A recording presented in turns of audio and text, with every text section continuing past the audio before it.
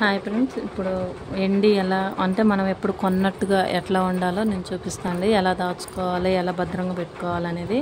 ఇంకో మా పిల్లలు ఇప్పుడు అన్నప్రాసన అయ్యి 7 ఇయర్స్ అవుతుందండి. ఇంకా నేను చూడండి ఇంక ఇలా పేపర్లో పెట్టాను. ఇప్పుడు ఓపెన్ చేస్తున్నానండి. ఆ రోజు కవర్లో పెట్టేశాను. చూడండి ఎంత కొత్తగా ఉన్నాయో. ఇప్పుడు కొన్నట్లు ఉంటాయో అలానే ఉంటాయండి. అవి స్పూన్స్, ఇంకో గ్లాసులని చూడండి. అన్ని ఏది కలర్ చేంజ్ కాదు. మనం ఇలా దాచిపెట్టుకుంటే చూడండి ఇంత న్యూగా ఉన్నాయి. ఇప్పుడు కొన్నట్టే ఉన్నాయి. చూడండి ఫ్రెండ్స్, గిన్నెలు కూడా అంతే పెట్టానండి. ఇట్లా పేపర్లో ఫోల్డింగ్ చేసి దాచుకుంటే ఎప్పటికీ ఇట్లా కొత్తగా న్యూగా ఉంటాయండి. చూడండి ఎంత న్యూగా ఉన్నాయో. బయట మనం ఉట్టిన బీరువాలు అట్లా పడేస్తే మనకి నల్లగా అయిపోతాయి.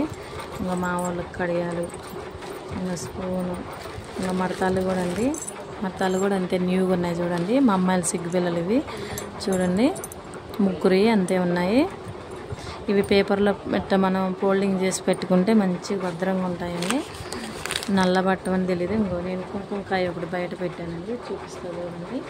అంటే మనం బయట ఉంటుంది కదా, చూడండి నల్లగా అయిపోయింది. అదే దీన్ని కూడా పేపర్లో ఫోల్డింగ్ చేస్తే మంచిగా ఎట్లా ఉండేది. కాబట్టి దీని కలర్ చేంజ్ మంచిగా ఎప్పట్లో రావాలంటే మన కోల్గేట్ పేస్ట్ ఉంటుంది కదండి, ఆ పేస్ట్ వేసి రుద్దండి. మంచిగా అప్లై చేయండి, చేసి బ్రష్ వేసి రుద్దండి. మళ్ళీ ఎప్పటి కలర్లో వస్తుంది. ఇట్లా ఫోల్డింగ్ చేసుకోండి, మంచిగా ఉంటుంది. నలుపు అనేది రాదు సిల్వర్ వరకు. నా వీడియో మీకు నచ్చినట్లయితే లైక్ అండ్ సబ్స్క్రైబ్ చేసుకోండి ఫ్రెండ్స్. ఓకేనా, బాయ్.